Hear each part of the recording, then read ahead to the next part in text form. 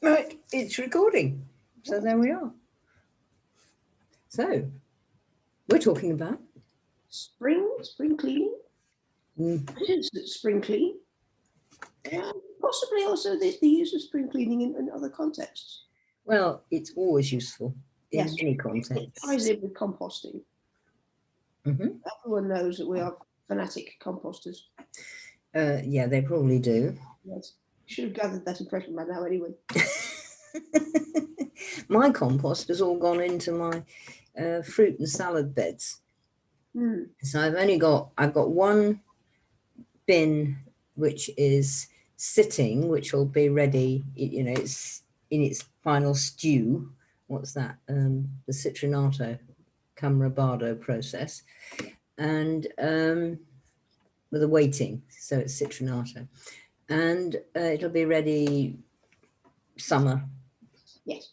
sometime. I shall see when it's finally done. But all the cooked stuff has gone. Tons of it got piled around the apple trees because they were well. There's very little soil. I was just saying to Fiona, the person who decided to, and she planted one, apple trees before. Past our house used to be the road, but she nicked a bit of it to make a parking space in a veg garden, which I am not complaining about. However, she went out and bought topsoil rather than there are places you can go and acquire it. Farmers will sort of say, I've got this heap, anybody want any? And you go, me, and they bring it.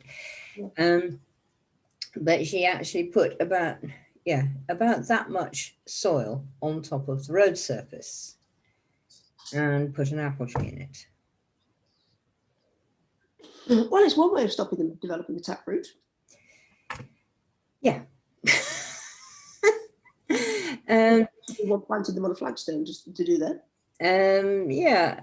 However, it didn't actually help the tree. The tree was very brave and kept on going really well. Poor little thing's very small still. It's only about stunted, poor thing. Well, it might be a metre tall. I'm not even sure it's that. But it's going out sideways well. So anyway, when I discovered that, having cleared the nettles around it to see what was going on, that it was there with like about this much of its sort of what should be its taproot sticking out, and desperate roots hunting for soil. So the first thing I did, and you might take this out because it actually worked, was get a large cardboard box. We all have large cardboard boxes, especially after COVID, because we've all had everything delivered. So actually they're very useful because actually cardboard rots down. Yes, I do throw some of mine out on and burn it and that sort of thing as well when we get too much. But this was a nice big cardboard box. So I sort of cut it down one side and fitted it round the apple tree without a bottom. And then I put 2 sacks of muck in it, which brought it up so the roots were covered. And there was plenty to do. And it would, of course, hold water, and watered it madly. By come this spring, the cardboard had rotted off it, but it had now got itself a sort of a mound. So when I was tipping out the compost bins, one whole bin's worth of made stuff went round that. And so now I think it's probably going to be quite happy. And the bed, it was sort of a bit like that to start with, and now it's getting like that. So we're gradually building up that bed. Building soil, which is what composting is. Indeed. It has got a bit of a chance because it's up against the fence, which is up against the farmer's sort of paddock field thing. It's very rocky, but it has got soil on it. And so I dare say it may be sort of shoving some roots out there. Yeah. So my compost clearing was quite effective. The rest of it went around the other apple trees and onto the fruit bed and onto the salad bed, which are coming along fine. But each year it's up and up and up, isn't it? He's about a foot deep in fairly well rotted horse manure this year. Oh, I'm so envious. Yes. I know. And I'm working on the other end now. I'm building up a soil bed ready to put in crab apples along the road. Perfect. Perfect. which will be excellent pollination sources for domestic apples. Indeed. And excellent bee fodder. Yep. And good shade and shelter. And very decorative, because crab apples are beautiful. Oh, they are beautiful. They're Yes. really, really gorgeous. And also, various things eat the fruit. Yes. Especially when it falls. Yes. And there's a good place not to spring or autumn clean, I suppose I would say. Well, eventually that whole section will become poultry run. And the chickens will love windfalls. Is there a little bit over the top? I hope you don't end up with drunk hens like I had a drunk horse from my uncle's orchard once. I have met a drunk hedgehog before now. Yeah. My horse really was. He terrified me because I thought he'd get colic. And he didn't. He was standing there with his front legs splayed and his head sort of hanging down going, oh my God, everything's going weird. I know, it's all sort of going funny in front of me. and I just saw two pink elephants. Yes. So anyway, I took him for a long walk, not riding him, just literally going for a walk with him.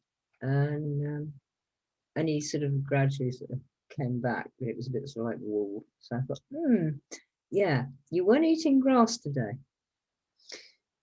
You were very lucky with that one. I was. Yeah. I was bloody panicked when I saw him. I thought, oh my God. That many apples as well could have been laminitis. Well, we didn't have any troubles at all. Plug here, people. Horses are fragile. Do not feed them. Yes, that's very, very important. Leave it to the owner to feed them. Most horses are on specialized diets. Mm-hmm. It has to be individually tuned to that individual horse. If you start stuffing carrots and apples over the fence, let alone lawn clippings, which are fatal. Please don't do that. No. And as for the moron who fed an entire roast dinner to a Shetland pony and very nearly killed the poor animal, just leave them alone. Leave them alone. Their owners are looking after them. Excuse me, I am here. You have been photobombed. You probably all gathered what that was by the tail. Yes. If you might have noticed the ears going past first. And a black line just engulfed the screen. She'll probably come around and do it again in a minute. If she doesn't, she's just climbed on a pile of paper, which I have not spring cleaned, which looks a little slippery, and she's about to try and leap off. Yes, she is. No, she made it. I was expecting a whole lot to sort of disappear into carpet. Well, at this end, I can guarantee the ducks and chickens and geese will not actually photobomb us, but the dog might. Yes. Yes. Yeah. That's fine. That's fine. You can hear the poultry outside. They've gone quiet. No, as soon as we said that, no. Yeah. When I first we just sort of joined up, it went. Well, we've got chickens and geese out on the front lawn, which is very nice. Which is very nice, but they can be noisy. And they are going up into what is going to be the sort of poultry orchard. They will do later this year, yes. No, my uncle had all his poultry in an orchard too. Very good place for them. It's perfect. Insects, lots of poking around. The act of hens scratching the ground is really stimulating for the soil. Yeah.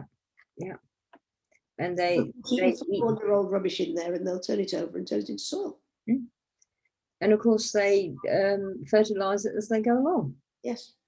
And since it's all sort of longish orchard grass, it's all full of lots more insects because you haven't mowed it. Yes. And please don't mow. I am totally on this don't mow thing. Mow yourselves paths. That's okay. And it's a good idea because you will spoil things by tramping through long grass. Yes. But I mean, so many things grow in it. Yeah, absolutely. There's so many insects. And last year I didn't mow here. We've got about 1/8 of an acre. And only paths. And you sit outside and there are big grasshoppers and loads of all sorts of insects. Or bees. And my neighbour sort of said, oh, we haven't had, what's the pale lemon yellow job that you get now? don't know. But it's quite rare when you get it. And we had some fritillaries. Excellent. And it's like, just don't mow. Yeah. And then I haven't mowed a year. So, this is anti-spring cleaning or how to spring clean properly, I suppose. So all those long grasses that I left over the winter are all full of larvae. Yes. And a lot of them are butterfly larvae. Yes. So looking for it. Well, what I want to do with my little orchard patch in due course, at the moment I have 2 apple trees who are not very happy, and a plum who fruited well 2 years ago, but then got glutted with horse manure last year and just sort of went, gulp, I need to grow. I need a lot more trees. I also need to get some bee bombs and just hurl them in there. Yeah. Keep the chickens off long enough for the seeds to germinate and grow. And then there will be lots of flowering plants in there. Yeah. Admittedly, the chickens will probably eat some bees, but hopefully there will be more bees. And if you've got enough, then the whole thing works round. And that's the point, if you can keep enough going. Yes. So how big is your orchard going to be, roughly? Well, it'll be. I can see it in my head, but nobody else can. It'll run. It's approximately, I would say, 40 foot across, and perhaps 150 feet long. Oh, that's pretty good. Yes.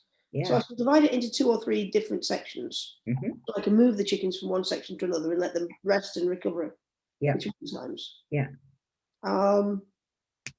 And with any luck, I can arrange some sort of water course, and then the ducks and geese will be happy in there as well. And you was talking to me yesterday about the idea of a stream. So if it's 150 feet long, you've got a lovely sort of idea for, a pool stream coming out of it. Second section, pool stream coming out of it. The whole thing slopes from the road frontage back to the farmer's field behind. Yeah. But it's not massive slope, is it? It's not a massive slope. No, it's a slight slope. It's decent, You're not going to get a sort of 100-foot waterfall. I will get a babbling brook with luck. Yeah. The other thing is that once upon a time, I'm told there was a stream down that back boundary fence, but the natural drainage system was well and truly screwed up when the gas pipeline was laid. There's a pipeline from the coast runs through my field at the bottom, which has turned the bottom of that field into a bog, which has its uses. And the top end means that for some reason that stream stopped flowing. So it will probably be a very good thing if I can reinstate that stream. Or at least wonderful if you can. Yeah. Yes. And I mean, it's along a hedge too. So yes, it's not a brilliant hedge, but it will be in time. It's more of a scrub that hasn't quite died yet, but it will be a proper hedge. Yeah. And I mean, a hedge and a stream along it. I mean, it's a fabulous corridor. Yes. I've just been writing about this morning. And B, it gets so much diversity just in its own little patch. I may have some issues with the corridor problem, because at the bottom end of that field, it's only about 200 yards into the forest. And I know there's pine martens living in the forest. And if I give them a corridor, I've got chickens living at the top. So they may start to go up for a takeaway dinner. Chickens will learn to roost up trees. Oh, they will. Yeah. Others won't, because they can't fly that high. No, but I mean, I've had, I've never actually kept chickens myself. I know lots of people who have. And gosh, it must be about 4, might be even 5 people that I've known. And they don't clip the wings, and they've got decent trees. And I have been past, and you know how long an oak tree branch is? I mean, they're huge. And, you've seen a dozen chickens lined up on this branch. We used to have chickens in my mother's back garden, and they'd climb the pine tree at night. Yeah. Sort of leaping and fluttering together, and to get from one branch to the next going up. Yeah. And then in the morning, they'd all just glide down into the garden and plummet. Chickens aren't very good at that. Except one who always landed 2 gardens along. And every now and again, we'd have to go and fetch her back, or the neighbours would sort of lob her gently over the fence here. Do you? And the next one will go up. Hey, there you go. It's a new sport in northern Aberdeen, northeast Aberdeenshire. It's chicken lobbing. But yes, they can climb, but silkies have no flight ability whatsoever. So No. I may have to invest in an automatic door closer for them that'll close at dusk and open at dawn. Yeah, I think so. Yeah, but when you get more ordinary hens, and certainly if you do rescue hens, they usually can fly once they've got their act back together. My current lot can fly. The ones who aren't silkies can fly perfectly well. Yeah, the ducks, of course, can fly very well indeed. Mm-hmm. And in fact, the muscovy in the wild is a tree living duck anyway. It is. Yeah, yeah. So is it one of those who nests up, or do they always nest down? They nest down, but they live in trees in the whichever bit of America it is they come from. I think it's north of the Amazon. Yeah, the Amazonian. Excuse me, I'm being called to. You are being squeaked at by a cat. Come on, morning squeak. Come on. Yes. Yeah, no. Just say hello to everybody. No, not look at me. Look at this. I don't want to look at you. All right, okay. Sorry about that. It's a cat thing. It's a cat. It's a cat thing. No, she's not hungry. There was food in her dish still, and it's not that long since she had breakfast.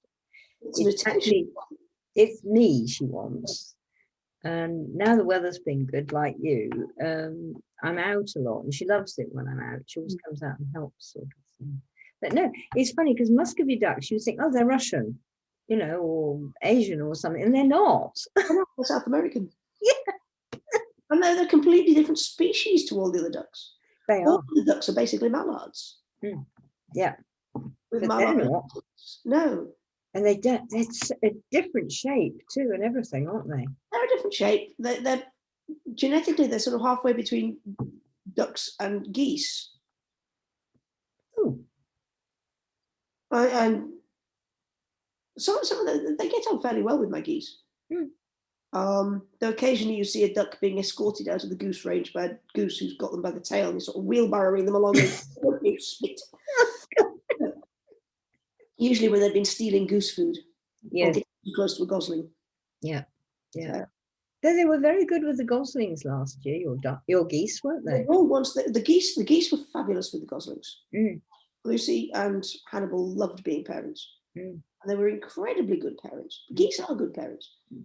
I'm waiting to see if they're going to nest this year. At the moment, I keep stealing the eggs. If I see any sign of people sitting, then I shall leave them and let them raise some goslings again. Yes. We liked our little gooselings.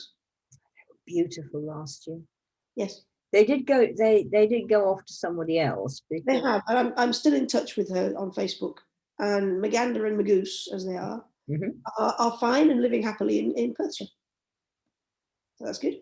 It is, but I mean, you can't keep them because they will mate, and they shouldn't. They might, or they might not. It depends how much the gander likes them. True, and he might decide that he's gone right off his kids now. Yes. And of course, if they're young ganders, then there's going to be all the territorial squabbling over who gets. I know, yeah. One of your goslings was a gander, so I think probably was, yes. It's very difficult to sex goose. You know, until they're old enough to actually show behaviour. And I'm still in doubt about one of my yearling geese, Gray the goose. I'm not sure if he's he or she. Hannibal. They're very picky geese. You can give a duck, you know, if you give a drake five ducks, he'll mate with them all. But if you give a gander 5 geese, he'll go, well, I like that one, but I don't like that one. And that one I can't stand, so I'll just beat her up. And then I'll deal with her when this one's off the boil. And they're very picky like that. And some ganders will tolerate a subordinate male and some won't. And some will let the subordinate male mate with their non-favourite geese and some won't. So it's complicated. Yeah. I'm watching. I'm not interfering.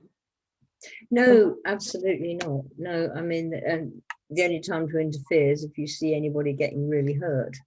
Yes. And then it's very difficult. We've got plenty of room. So they'll just get out of each other's way. Yeah. Yeah. And it does appear that both Sally and Lucy are definitely geese, definitely laying eggs, and Hannibal likes them both. But Gray, I'm still in doubt about Gray. See what actually happens to him. But I mean, actually, to try and pick up a goose and look is like not an option. Not an option. They're too big, and also you've got to be quite intrusive because everything is on the inside, and you basically got to peel them open and have a look in the inside. Oh, and nobody likes that. No, I'm not going to do it with an animal that weighs that much. I'm not even going to try. No. If I was really desperate to know, I'd pinch a feather and send it off for DNA testing. But you're not, and it'll all work out anyway. So yeah, they're all happy, so it's fine. I don't mind. And I'm hoping for some goose eggs next week. Yes, I do plan on bringing you some goose eggs. Because next week, Fiona is coming down here, and we're almost immediately hurtling off to Cornwall, because we were hurtling off to go to Padstow to the Obios, because Fiona's never been and I always like going. But of course, COVID got in the way and it's still in the way, and the Obios is not happening this year. So we decided we'd go anyway. Yes. Because you've not seen very much of it, have you? I've barely been in. I've been in Cornwall once, very briefly, for a couple of hours. Yeah. And that really doesn't give you any chance to see anything. Well, apart from the fact that she's been to Boscastle for the All Hallows Eve a couple of times, but then she's seen Boscastle, but she hasn't really seen anything else. Isn't Boscastle? No. So we're going to Necton's Cave and quite possibly Rocky Valley. We're going to Dusbury Pool, which is one of the pools that Excalibur is supposed to have been stuck out of. The warm in white samite shit from the poem. It's also the place where, or very close to that, is the place where the fantastic gold cup, which is about 4,000 or 5,000 years old, was found. The first one. It's in the British Museum, and you can go and see it. And do you know what happened to that one? It was really interesting because when it was found, it was sort of early 1900s time.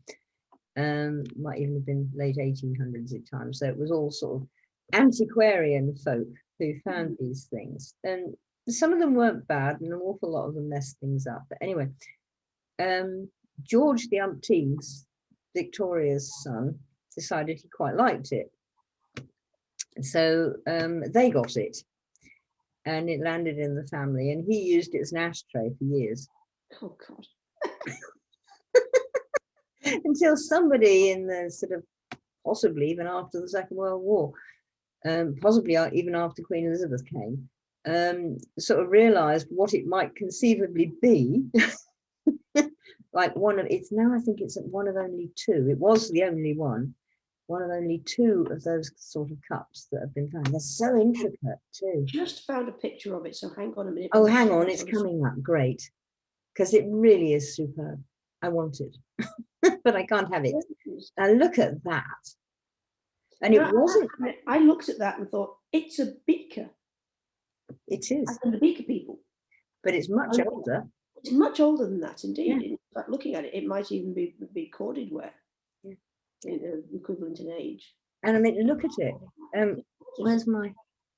Is my thingy working? Look at these little tiny rivets. Each of these. Yeah. Yes. And it was busticated a bit there, so it got sort of squished back together, but it wasn't very squished when it came out. The later one they found in Kent only a few years ago was very squished, and they've actually left it squished. The Ringlemere cup. That's the one. Yes.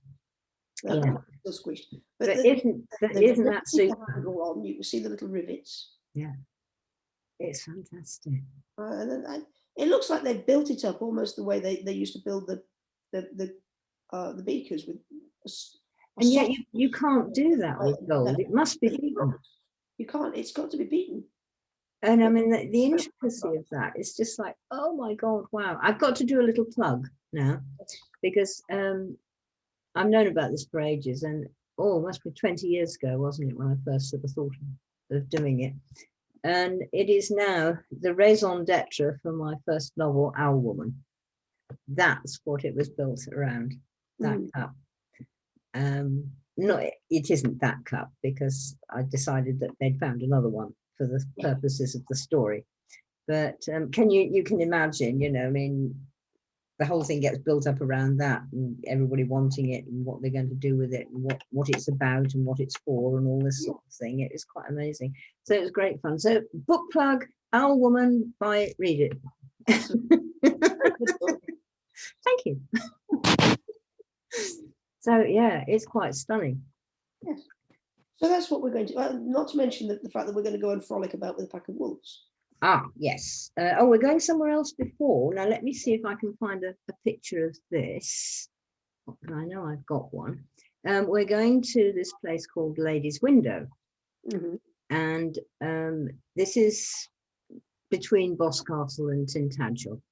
And it's absolutely fabulous. Fiona's going to be petrified, because I'm not good on heights. No, well, I'm not that brilliant, but I will handle this. Which is the best of these? Oh, well, let's try that one first. And okay, so where are we? I've lost myself. Come back. I know where I am. I really do. Shut up. Stop laughing. Okay, let's share this one for you. There. Yes. And you can quite easily, I mean, this is vast. This is sort of, you know, 8 or 10 feet high. I end up pretty well on my belly here. So will you probably. And I sort of get my legs over the edge there, because out here there's actually about meter probably wider path which goes along the cliff back here, and you can sit there easily with your, I mean, we're what, 5'2" and you can sit there with your back against the cliff and your feet sticking out in front of you, and another couple of feet or 2 or 3 feet beyond that before you get to the cliff edge. So once you're there and sat down and you think the only way I can fall is over sideways, that will do. It's really brilliant. And of course, all the birds are around there. But this is magic, absolutely magic. And it really is different here to here. Let's see if I can find another one, actually. We're going to actually... It's like an excellent place to do threshold magic. Well, it is, and that's what I've done before. Now, we're just going to see this one, if I can.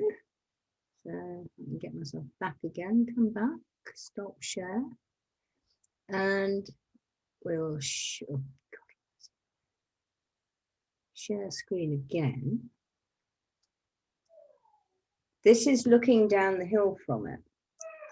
And as you can see, there's a nice little path goes down there. Yes. And up here, just above here, is they put a seat, so you can actually sit there and look down at it. But the actual path you get to it is way back here, beyond there, further back than that. And you can walk that path and you can't see that window. And then suddenly there it is in front of you. No, not at all. Oh. You come along, and there's a signpost, which I think is called Far Beacon, which is gorgeous. And then you see, oh, there's a seat up there. So you think, oh, I'll walk up there, I'll go and sit on it. And only when you get damn nearly on top of the seat can you see down. It is something double threshold magic, because it really, really is. Yes. So assuming that we get a nice day, what I was thinking we might do is, and we'll probably just video it anyway while we're out, rather than, we might try and do it live and see what the signal's like. But we'll do stuff from there. And so our next vlog's likely to be from Cornwall. But that is serious threshold magic. It really, really is. And when we can, when we can get it together, we do a really good 5-day course on threshold magic, Merlin's thresholds, and this is one of the places that we would take you to and do stuff, which is quite magic. So I'll stop the share.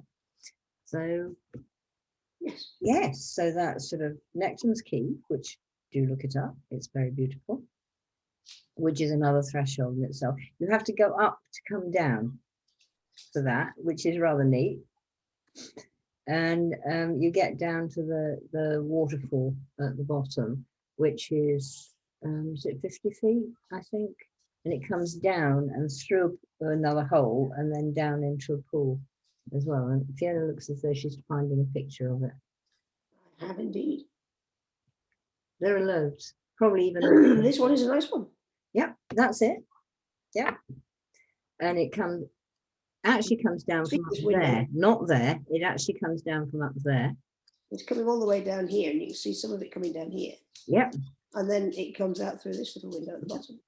Now, and the other thing, and we may be able to do it now, if you take your cursor up to here, Fiona, along there, there used to be a path which went along there, which I actually somewhere, but I haven't got it online. I've somewhere got a photograph of me standing on about, if you go stage left, yeah, up, left, down, just to the left of that green bit, and there, well, it goes on further. Just about there, I have me standing. Paul took the photograph from down the bottom.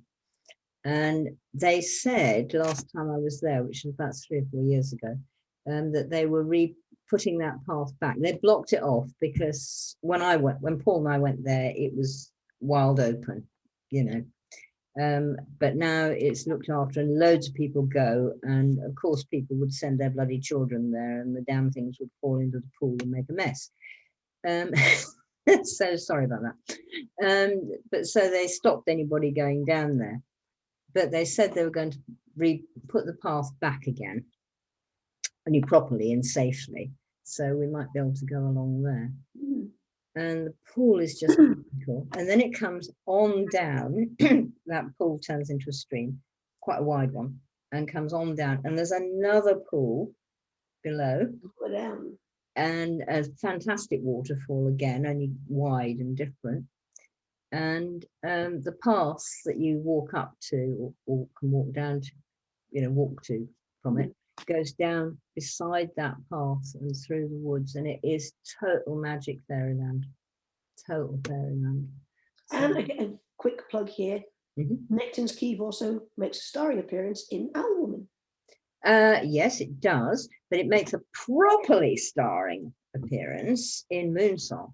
Yes. Because that's where it's set. Yes. And at the top of that, let me look and see if I've got the picture. At the top of that waterfall is a little cottage. And it's totally amazing. It's built literally on the top of the waterfall itself. I'm just trying to see if I've got one here. It'll probably be under that.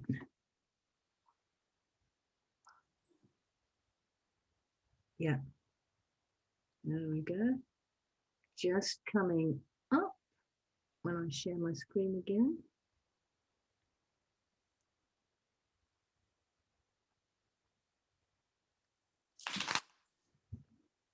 How about living there then? Oh, yes.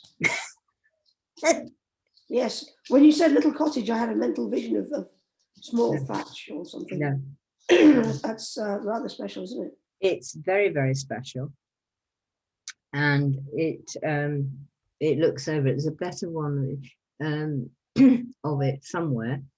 And it's now a cafe and a little bookshop, and it's got outside. So when we get there, we'll be able to go up and have outside tea and coffee, and they do nice food there. So we'll probably sort of be so starved by the time we wind up there. We'll need lunch. And that's the sort of dead ghost hero's house that has to be explored in Moonsong, and he has to be brought back from the dead to sing a song and then sent back again, which is even more difficult. He doesn't want to go, of course, by now. And needless to say, there are cats in all of them, because I can't write books without cats, including the current novel, which is also got 2 cats in it. One huge and ginger, and the one who came past you just now, who's writing it for me. But so I do pick sort of amazing places to go. I'll have to get some pictures for the latest one. Yes. Because none of those places are in the latest one. Oh, Lady's Windows in Moonsong too, isn't it? Yes, it is. Yes, of course it is. Yeah, because she has to go out through that, and then the moon makes a bridge from Otherworld across the sea to her, and she has to have the guts to walk it, which is sort of like,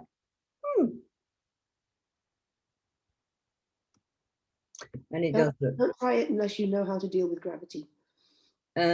Or you have a lot of trust in Otherworld, and they have said it's okay to walk it. Yes. That's actually easier than dealing with gravity. Yes. So lots of book plugs there we weren't intending. Indeed. But there we go. They're good books, so go out and read them. Thank you. Yes, I like them still too, which is amazing when the author still likes them. Because usually you think, oh God, why did I write that? Could do it so much better. Now take your fingers off the keyboard and leave it alone. Yes. No, so we're going to have a few days in Cornwall, but ending up with, as Fiona said, the wolves. Wolves! It's been a bucket list item, these wolves, for quite a while now. Yeah. So we're going down to Sean Ellis at the Wolf and Dog Development Centre, and we're going to spend a morning frolicking with his wolf pack. Apparently rolling on the ground a lot. Yes, I can well see that. Yes. Because he does say to you that you must come along in old clothes that smell of you. So don't wear washed clothes, and no perfume and no shit like that, because the wolves want to know about you. Yes. And also clothes that you don't mind rolling around on the ground in, getting muddy and possibly getting stepped on, and possibly even getting mildly ripped if they're a bit tender and the wolf grabs hold of your sleeves, which they might. Well, it does say quite clearly on the website, these are high energy animals. Yeah. They are wolves. They're not chihuahuas. Chihuahuas are actually high energy animals. Having met my neighbour's one in London. Yes. But they're less likely to grab you by the sleeve and drag you on the floor. No, they grab you by the ankle instead. Yes. Hers did. I wasn't very fond of it. About the worst a chihuahua could probably do to you is ladder your tights. Whereas a wolf will quite cheerfully grab you by the scruff and drag you across the floor. Or the arm. Yes. And I'm rather hoping that they don't do that to me, because my joints are not totally brilliant, but we're going for it anyway. Yes. We're hoping that they will take some photographs of us while we're rolling around with wolves. Yes, because we don't want to be taking photographs. We want to be in the moment. Absolutely. And I'm not taking my phone in there and saying, smile now, Fiona, no, she'd probably go like that to me.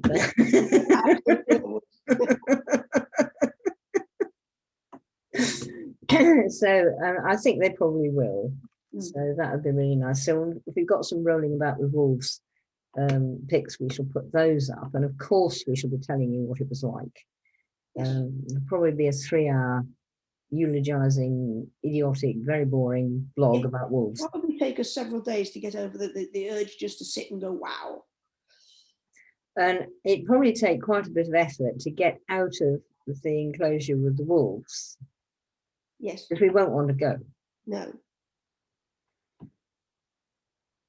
However, Sean Ellis is quite a big bloke and an ex-Marine, so I dare say he'll just pick us up and throw us out. Yeah, especially with wolves is probably quite exhausting. By the way, do read his book about how he got involved with wolves and all the stuff that he's done. He was part of the team that did the original Yellowstone, learned a terrific amount from the people who did Yellowstone. He then went and worked a lot in Eastern Europe, where farmers were sort of saying, how do we want to keep wolves, but we'd really rather they didn't eat our cows. And so he was like teaching them to not eat all their natural prey, not kill all their natural prey, and B, he taught them about howling, because wolves howl to show their own territory. and they actually used recordings of another pack of wolves. I think once at least it was his. Yes. Which the local wolves went, oh dear, that's been took, we won't go there. Yes. Which is basically what wolves do. There's a hilarious anecdote in the book that I recall.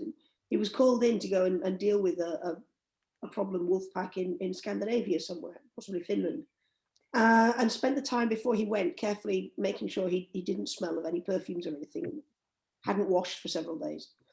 And apparently offended a fellow passenger's nose on the plane, so she poured perfume over him. Yes. Yes. And there's another one, I think he was coming back from America, or might have been from Eastern Europe, and he was still stinking. And you know, they just got up and moved. I think they had to give him sort of a quarter of the plane. Yeah. Because nobody would sit near him. But the other interesting thing is, which I only learned in the last about 3 or 4 years, is I first met him down when he had his first personal collection of wolves that at first he was alpha of, and then he went off to deal with these Eastern European wolves, and so the male that was still there became alpha, and he then became omega. Fine. He didn't have a problem with that. Anyway, this was on the edge of Exmoor, and he actually had a place in the grounds of a place owned by somebody I know, who I know because she became a student of mine. And it's sort of like, oh, wow. Yeah. She's got 2 very wolfy dogs herself, Alsatian Inuit crosses, and she loves that sort of thing. So, and her place is really lovely. So it is all like combination, but it's like that was 20 years ago that I first knew him down in Coombe, and now very soon. In fact, yesterday fortnight. Yes. Yesterday fortnight. Think of us. From about 10 o'clock on, we shall be frolicking with the wolves. Absolutely, totally. And then we're coming back here, and Fiona's got a couple of days with me, and so we're going up the Caradoc because the cave keeps going. Yes, it does. I've been meaning to get there for a year. Yep. Yeah. So it's getting a little impatient now. There's a sort of mental feeling of drumming of fingers going on. Absolutely, and sort of like. I know I said I would come. I will come. We have had these things called COVID restrictions. And they say yes. They're really sort of like, you know, not very sympathetic about that. To my delight, the Scottish government is lifting the border restrictions on Monday. So I will be able to come down to England quite legally without crossing any boundaries, breaking any laws. So that's great. Right. I think they would have insisted you broke a law. Yes. I could feel this coming. And I can now do it with a clean conscience. They said, we'll wipe it for you anyway, don't worry. Up there as well, there is another pool, and it's another one of these magical pools. It's not very big, but very, very pretty. And that one is calling to Fiona too. It's calling to me again. I've been up there. But it's definitely calling to Fiona, and it wants you in it. It wants me in it, and it wants me to leave a gift. Yes. Which I prepared months ago. So I have my giveaway sitting, waiting. And there'll be something for you to give whatever inside the cave. Yes. Which is also very special. Is actually starring in my latest novel, but it's not where it is. This is what is known as fictional license. Yes. Yes. We're allowed to sort of shunt geography around. Yeah, you just rearrange the landscape to suit the plot. Mind you, I've done that in both the previous novels. Absolutely. Yes. It's what you do. But no, it's lovely. It's only little. It's actually bigger in the novel. But this one, 2 people can get in it, but it's much better if it's one at a time. And there's a little niche and things there, a little ledge just to go in and sit. And the other thing about it is, which I didn't realize, well, I wasn't sure, I was hoping, but I didn't think it would happen, is when you're sat in out of the mouth of the cave, just on the edge of the hill, which is also like that, and we will sit on the edge of it, it's fine. And you look out, bring your binoculars or your monocular or whatever, we need it. Yes. Because sit there with your bins or your mono or whatever, and look straight ahead, down across the road and up the other side of it, and you see the front of my house. Excellent. And so when I sit out the front of my house, I look straight up at the cave. Yes. And it was like, when I found it really was, it was like almost too good to be true, you know? Yes. So that's one of the places that we're going to have students again. Yeah. In July. And we might even possibly be able to have our 2 American New Yorker students come. We'll see. Fingers very crossed. Yes. New York is not on the government's list. We keep looking, and so do they. Changing the list, so we have to keep looking. Yeah, but we don't know about, and they. Well, last time we spoke last week, they didn't know about coming out of America and then coming back into America again. So they need to check that, because we don't want them, you know, having to spend a fortune in a hotel for 2 weeks in bloody America. I mean, really, no. So we're just praying that they can actually come too. And of course, they will be going up there. And there are lots of other places around that we will go, including we've got a stone circle too. Not sure I'm taking you there, though, when you come. I'm limited on time this trip. Yeah, it's only 2 days. And I'd rather, in many ways, take you for a long walk along the Long Mynd. Yes. Because it's just amazing. And it's more amazing, the views and the things there, than the views and things are at the Stone Circle. But the Stone Circle itself is lovely. Yes. And that's sort of about 4,000 years. In a curious way, it's almost coming back to my own roots, because I was born and bred in Cheshire. Yeah, which is only up the road.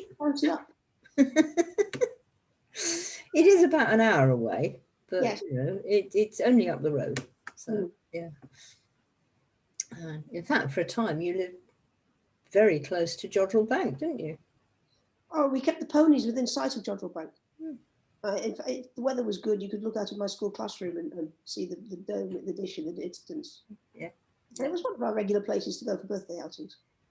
Oh, it's lovely there. Yeah, if you haven't been, do go. And there's loads of fun stuff to do there. And of course, there's the scientific lectures, which for me are stunning. But yes, I'm a bit of a geek, so. You have an exceedingly good planetarium. Pretty good. And you sit in the cafe and they've got all these clocks and they're all at Jupiter time or Pluto time or Saturn time. And one of them goes backwards and I can't remember which one it is. It might be Saturn. It's quite possible. I seem to remember that Saturn is retrograde. But you know, your clock goes around clockwise, well, Saturn's clock goes around anti-clockwise. I actually do have somewhere in a box a wall clock that does that. Oh, wow. It's got to come out. The numbers go backwards around the dial as well. I'll have to find it and put it up. Oh, that's got to go up in the workroom. Because if things work out with COVID, we're hoping to even have workshops up with you, aren't we? But it hasn't been. We got it all planned and then everything fell apart. Such is life. Yeah. Well, there you go. We've learned Zoom instead. Which I think they wanted us to do desperately and has. Well, we wouldn't have done it. Well, we wouldn't have. No. It was all like, you know, and we were terrible. You know. Technology help. We've got it. Zoom works very well. And we're now quite happy with it. Enormously. And we use it a lot with the students. I mean, we Zoom about once every couple of weeks with them all the time. And we've even done 3-day workshops with them, for the past year, sort of about once a month-ish. And it works really. I've done several horse workshops over Zoom. Yeah. And it works very well. You have a session and then you go away and do things and then you record a bit of that and bring it back and everyone critiques it. And it works very, very well. Yeah. And we've got our apprentices to the stage. It takes a couple of lessons, 2 or 3 lessons, so that's 2 or 3 seasons to get there. No, 2 seasons. But then now they report their work at a workshop or something like that by telling a story. Yes. Ah! Proper tale weaving and poetry. And poetry. Yes. And they all do pictures as well, so they come up. Mm. And even all, you know, I mean, one of them was actually an artist. No, 2 of them are. Yeah. But the rest of them were also like, it's going to look awful. You know how you are. And then they produce beautiful works of art. And everybody's going, oh! And so it's really, really nice. But they're telling their wisdom and their learning and what they've learned as a story. Mm. And to actually do it live instead of, I mean, before we really did Zoom, we did an awful lot of it in writing, but it's so much more fun when it's live. Yes. And a couple of them, I think more than that, but 2 of them have actually been brave enough, no, 3 have been brave enough to sing. Yes. And they make up, there's a song in there somewhere, and they make up their song and they sing it, and they've been brave enough to sing on Zoom. And it's like, yay! Good kids. So anyway, that was sort of another plug, but I didn't really mean it as such, because we're looking for apprentices, please. And we still have a couple, about half a dozen places left, I think, 5 or 6. So get now before they all disappear. Oh, do, because you usually get a gallop. Yes. From about now on. Yes. Because people have sort of worked up to it and decided they're going to go. And no, you don't have to have done any work before. If you've read some of my books, you'll know more or not whether you like me. And if you don't, then please don't, because, you know, if there's no chemistry, we're not going to work. But if you're here, you probably do. So get a move on and get your applications in, because yes, indeed. It's sort of, applications sort of finish around August, because you're amazed how fast August arrives. It does, and we do start then getting into the pre-course work, and there's quite a lot of that to do, and it'll all be fine. And it does cover stuff that we do in Dear Trod's tribe. So if you happen to have done some of that before, that's absolutely fine. You'll just be a bit ahead, but it takes it further. Yes. So, you know, don't worry about not having done anything. Well, there's a lot of stuff in the apprenticeship which isn't on Dear Trod's. Yes. Oh, absolutely. Most of it isn't. It's really only the pre-course stuff. Yeah. Like, you know, getting you into asking and listening and noticing and things like that. Being with and being present. Yeah. Yes. Yeah. Very much being present. Yeah. And those are the sort of really basic things that the sooner you get those into your blood, the better. Mm. Yeah. And they work all for Fiona's courses too, because you need all the same stuff to do room work. You really do. And the animal shamanism. And you won't do it without. Yeah, you won't get anywhere with animal shamanism if you haven't learned to be present. No, you need to be present. You need to learn to ask. You need to learn to listen, and you need to learn to hear properly. And that's worth working out, because just listening doesn't necessarily mean to say you actually heard what was said. Indeed. Yes. Which is quite fun, because we've done a few examples of that on occasion, haven't we? Oh, we have. Yeah. And you know, making mistakes is how we learn and grow. Absolutely. Yeah. That's another thing to get over, is sort of like, it's absolutely fine to make a mistake. Yes. In fact, it's a really good idea. Which is why we have a course on how to make mistakes successfully. And that gets very much brought in and built up in the apprenticeship. And you're always going to be in that situation. So the sooner you get used to the fact that you're going to go off with some spirit or some animal shaman or something like that, and you're going to think, excuse me, as we all do, oh, I think I know what's going on. As soon as you think that, it's like, 4. Yes. And the other thing that people don't totally expect is that every time you journey, it's different. Yeah. There is no that. It's always for you now. Yeah. It's never, well, it worked for him 3 weeks ago, so it'll work for me the same now. It doesn't. And it's real individual training. I mean, yeah, you know, I've got 8 apprentices. I've got 4 Rainbow Warriors later. You've got however many you've got, 4 or 5. But they're all different. Yes. And they're all finding things differently. And the best of it is because the Zoom also made us use Facebook with the apprentices and the RWs a lot. They share it together. They've got brave enough, which we encourage very quickly, to say, oh my God, I just did this exercise. I completely screwed up. Yes. And this happened, and so and so. And then I found this, and then that happened. And as soon as you say that, you know, somebody's saying that, then it's okay, because you can say, you almost get this sort of competition thing of like, I can top that because I did this. And then somebody goes, I can top that, I did this. It's the sad thing that we feel we need permission to be wrong. And you get permission to be wrong. Yes. On the apprenticeship, on all of our apprenticeships, all of our courses. Yes. You have not only permission, you have positive encouragement to get it wrong. Yes. Because you learn so much more. Absolutely. Absolutely. So anyway, looking forward to seeing, you know, half a dozen of you. Well, eventually, because it'll be all 8 of you on the apprenticeship. Yeah. And we will be seeing you on Zoom, because we're still going to carry on Zooming, even if you can come here, because you won't want to come here every couple of weeks. At least, probably you won't. And if you're in America, you certainly won't. Not unless you're a millionaire.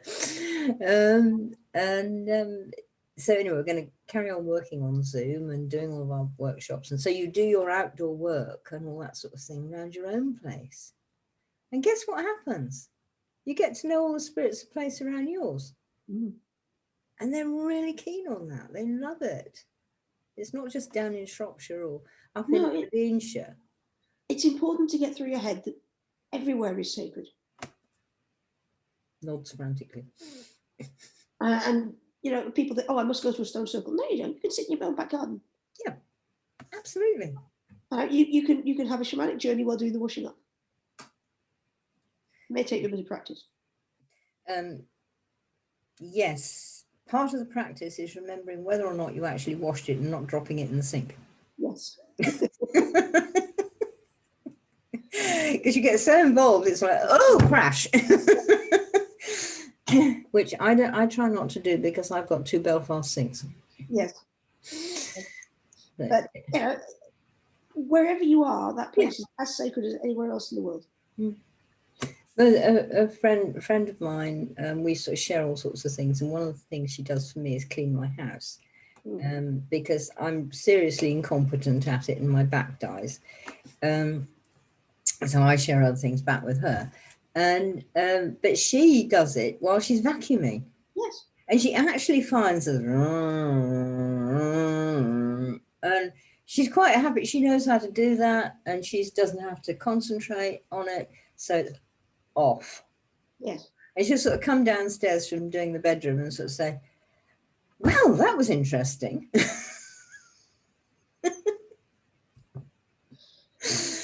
Absolutely superb. So yeah, why not? You don't need to spend hundreds on a Tibetan magic singing bowl. Just get out there with the Hoover. Mind you, we've both got Tibetan singing bowls because we sort of fancied it, and at one moment in our lives we were actually rich enough to buy them. Yes. They're nice to have around. They're essential tools.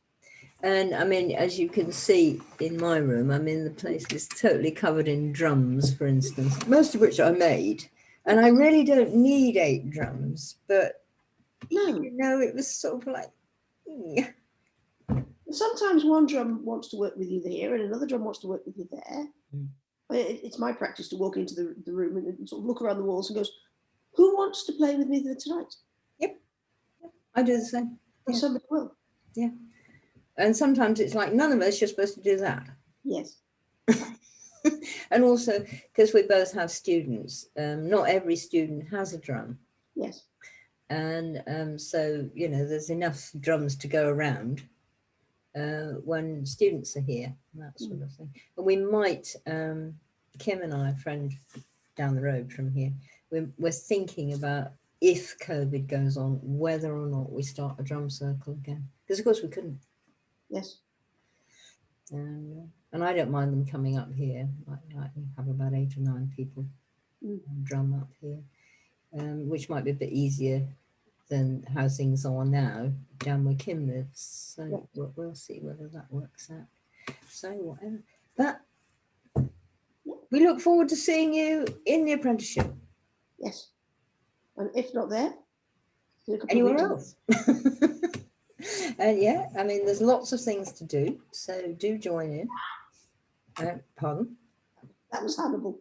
I thought it might be. Just think, when we can do workshops up at Fiona's place, we've got 4 horses, umpteen ferrets, 2 dogs, loads of Muscovy ducks, and 4 geese, and God knows how many hens it'll be by then. I have no idea. Quite apart from any wildlife. We'll also have Emily and Jamie the rabbits. So we will, because Jamie's just going. Jamie, I'll be picking Jamie up to bring home to join Emily on my way back. Yes. So where is Jamie living? Cheshire? He's down in Arbroath. Fair so he's an hour down the road from me. Yeah, yeah. So he's not a smoky. He's not one of the long-haired German dwarf. That wasn't quite what I meant. Arbroath Smokies. Ah, right, a fish reference. A fish rabbit. No, he's not a fish rabbit. No, he's not. He's a rabbit. By the way, Emily and Jamie also star in my latest novel, but not as themselves. Yes. Emily is a brownie, who's a very, very, very, very, very bright one, and she housekeeps for the heroine. And Jamie is her mate, and he's a woodwose. Neither of them look like rabbits. No. But they do have a lot of the character of the rabbits. Well, I don't know much about Jamie's character yet. He's only 7 weeks old at the moment. I bet you he does, because you've decided he's Jamie. Yes. Or he decided he was Jamie, probably. Related to Emily, so. Yeah. But we know Emily. She's incisive. Look it up. She has a very determined, beady stare when she wants anything.